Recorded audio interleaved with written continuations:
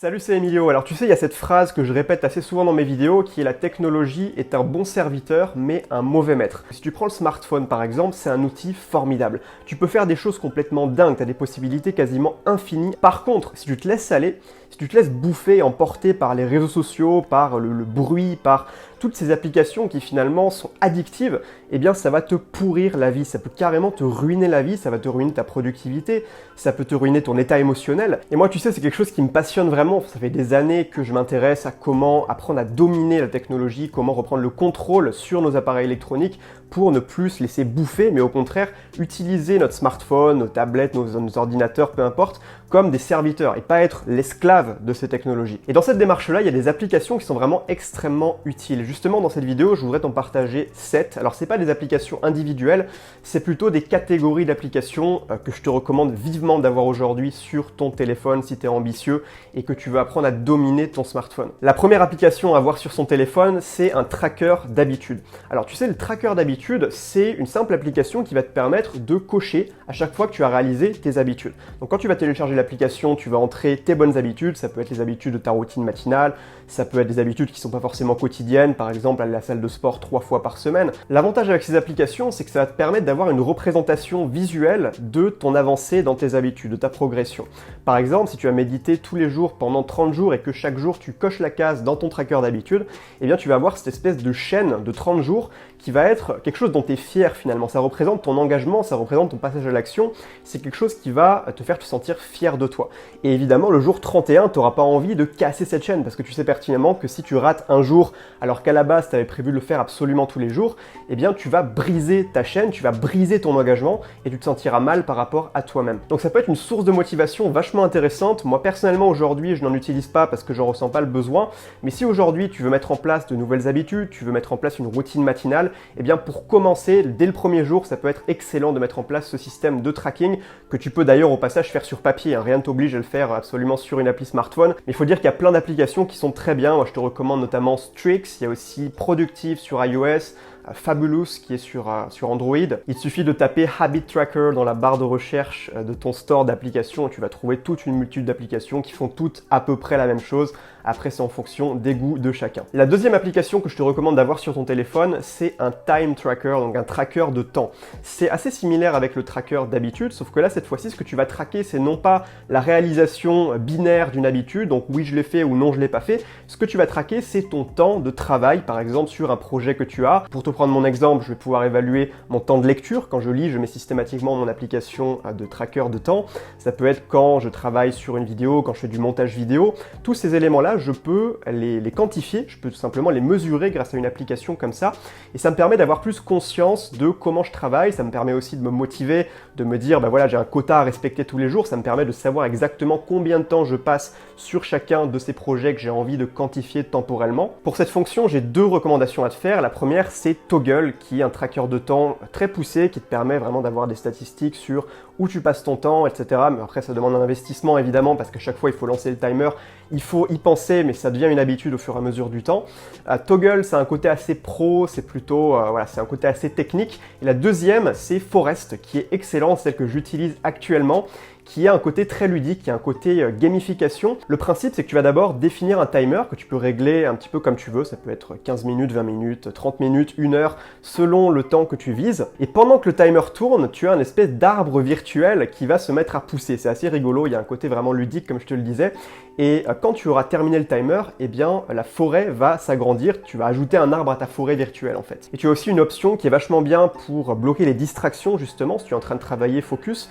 C'est que si tu quittes l'application Forest pendant ta séance, pendant que le timer tourne, eh bien ton arbre va mourir, ce qui te force à rester sur l'application et donc de ne pas te laisser distraire par les autres applications de ton téléphone. Toggl et Forest sont quand même différents dans le sens où sur Toggl, tu vas pas prédéfinir une période de travail, tu vas simplement lancer le chrono et tu vas arrêter le chrono quand tu auras terminé. Tandis que sur Forest, il faut d'abord définir la période de temps pour laquelle tu envisages de travailler. La troisième application que je te recommande d'utiliser sur ton téléphone, c'est une application de rappel. Alors c'est ultra ultra basique, tous les téléphones en ont une, mais finalement il y a peu de gens qui l'utilisent vraiment. Alors moi l'application que j'utilise pour me faire des rappels c'est Gmail, parce que sur Gmail il y a une fonction qui est assez sympa, c'est qu'on peut programmer des emails pour le futur. C'est-à-dire par exemple je vais avoir un rendez-vous la semaine prochaine, eh bien je vais me programmer un email à moi-même, que je vais m'envoyer à moi-même, mais je vais le programmer pour la veille de mon rendez-vous, donc dans plusieurs jours. Et donc la veille de l'événement, je reçois cet email qui me rappelle tout simplement. Et le but de ça, c'est d'externaliser toutes ces informations auxquelles tu n'as pas besoin finalement de les garder dans la mémoire vive de ton cerveau. Tu peux très bien les externaliser. Le problème, c'est que si tu gardes toutes ces informations dans ta mémoire vive, donc par exemple, voilà, j'ai rendez-vous avec un tel la semaine prochaine,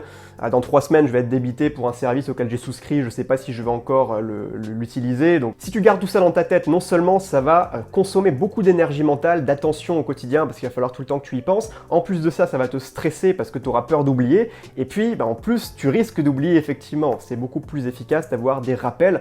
Moi, j'utilise Gmail, tu as aussi l'application Rappel sur iPhone, sur Android, tu dois avoir quelque chose qui fait exactement pareil. Si tu veux recevoir ça sous forme de notification, moi je préfère quand c'est des emails, mais c'est plus une habitude à prendre. C'est-à-dire dès que tu dois penser à quelque chose pour le futur, eh bien tu te mets un rappel qui reviendra en temps voulu. T'as pas besoin d'y penser tant qu'on n'est pas 24 heures avant l'événement finalement. T'as pas besoin de garder ça dans ta tête. La quatrième application à avoir, c'est une application de lecture. Alors tu sais, le problème souvent quand on est dans notre journée, on a des moments creux.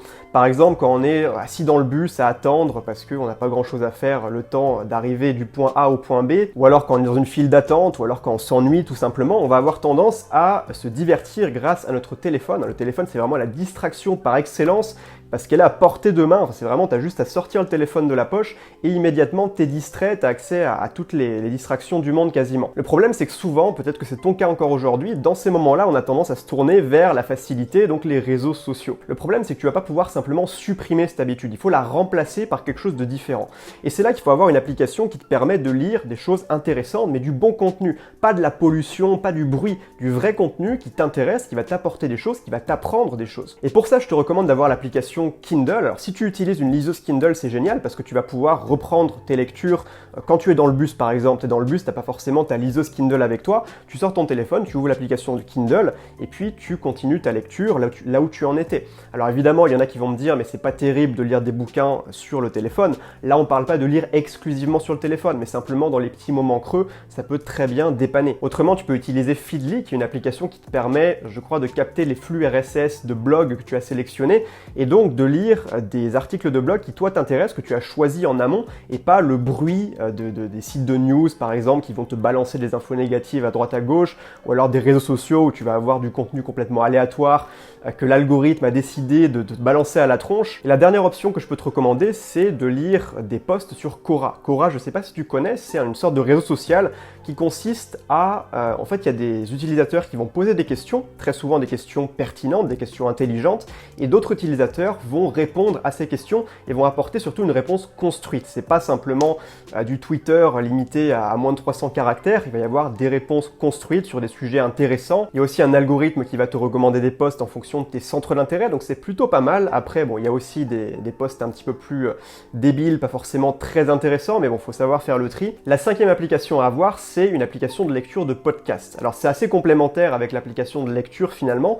Simplement, le podcast, c'est quelque chose que tu vas pouvoir écouter quand tu as les mains occupées, par exemple, tu es en train de cuisiner. Aujourd'hui, le podcast, c'est vraiment un format qui a le vent en poupe, il y a de plus en plus de créateurs qui se lancent, qui parlent de sujets très divers et variés. Ça peut être sur le business, sur la tech, sur la santé, enfin, il y a vraiment de toutes les thématiques aujourd'hui en francophone. Après, si tu comprends l'anglais, t'en as encore plus. Là, c'est juste gigantesque le marché du podcast aux États-Unis. Il y a vraiment un côté très agréable à écouter des podcasts. Moi, personnellement, j'apprécie beaucoup. La sixième application à avoir, c'est un bloqueur d'URL. Je t'en avais déjà parlé, je crois, dans une précédente vidéo. Le bloqueur d'URL, c'est simplement une application que tu vas télécharger, tu vas l'installer et tu vas t'y rendre qu'une seule fois. Parce que la seule chose que tu as à faire, c'est d'entrer les URL que tu veux bloquer sur le navigateur de ton téléphone. Par exemple, moi, j'ai une application qui s'appelle About Blank et aussi une application qui s'appelle Center. J'ai carrément 2 bloqueurs de contenu pour être sûr que si je veux me rendre sur certains sites que je bloque, c'est vraiment galère. Je bloque YouTube, Twitter, Facebook, Instagram. Alors évidemment, ça concerne que le navigateur web, donc il faut aussi désinstaller les applications, l'application YouTube, Facebook, peu importe en fonction de ce que toi tu veux bloquer, c'est en fonction de chacun évidemment, mais c'est quelque chose qui aide énormément énormément et t'es pas obligé de te bloquer absolument tout le temps. Par exemple, YouTube, tu peux te le bloquer sur le téléphone si aujourd'hui tu as tendance à trop regarder YouTube sur le téléphone et regarder des vidéos, par exemple le soir, sur ton ordinateur tranquillement. Comme ça, tu réduiras largement ta consommation. Donc About Blank et Center sur iOS, sur Android, je crois qu'il y a Block Site. De toute façon, tu as juste à taper bloqueur de site ou URL bloqueur et tu vas trouver des applications diverses et variées qui remplissent cette fonction. Et enfin, la 7e application à avoir sur ton téléphone, c'est une application de notes. Alors, les notes, évidemment, je sais que tu en prends déjà probablement. Simplement, souvent les gens, en fait, ils vont prendre des notes de manière très brouillon. C'est-à-dire qu'ils vont avoir des notes qui s'entassent, c'est un véritable foutoir, c'est un bordel pas possible, on s'y retrouve pas. Et moi, je te conseille d'avoir une application qui te permet de hiérarchiser tes notes, de vraiment les trier, les classer et de retrouver facilement l'information. Moi, par exemple, j'utilise plusieurs applications de notes. Alors déjà, pour tout ce qui est création, j'utilise GoodNotes, mais ça, c'est sur le iPad. Avec le Apple Pencil, tu sais, donc pour pouvoir écrire manuellement, manuscritement plutôt, j'utilise ça. Après, sur le téléphone, j'utilise l'application Notes de Apple qui me sert plutôt pour des notes pas très importantes, plutôt éphémères comme les listes de courses par exemple. Et après, j'ai l'application Bear ou Bear, je ne sais pas comment ça se dit, B-E-A-R. Cette fois-ci, c'est une application qui a un vrai potentiel parce qu'elle permet de classer tes notes par hashtag. Pour chacune de tes notes, tu vas pouvoir assigner un ou plusieurs hashtags. Par exemple, admettons, tu écris une note sur quelque chose que tu as lu dans un bouquin de psychologie, tu vas pouvoir faire hashtag thématique / psychologie. Après, tu peux aussi avoir les hashtags thématique / productivité / business / bien-être. Peu importe en fonction de tes centres d'intérêt. Et ensuite, tu vas pouvoir retrouver extrêmement facilement tes notes en fonction d'une recherche très poussée, puisque tu auras juste à chercher les hashtags et les sous-hashtags dans la barre de recherche. Tu peux même combiner plusieurs hashtags dans la barre de recherche. Et moi, ce que je te recommande, si tu utilises cette application qui est gratuite, mais c'est payant si tu veux synchroniser sur le cloud, mais voilà, ça coûte pas très cher, c'est quand même vachement bien, c'est d'avoir 3 types de tags. D'abord, un tag par rapport au format. Donc, est-ce que c'est un truc que tu as appris d'une conférence, d'une vidéo, d'un livre, voilà, le format. Après, l'auteur, donc qui est à l'origine de cette information. Et troisième type de hashtag, ça va être la thématique. Donc comme ça, tu peux facilement classer toutes tes notes, toute l'information que tu utilises et c'est très efficace. Ça te permet d'y revenir et finalement, ça résout le problème où tu sais, tu entasses des notes, tu n'y reviens jamais.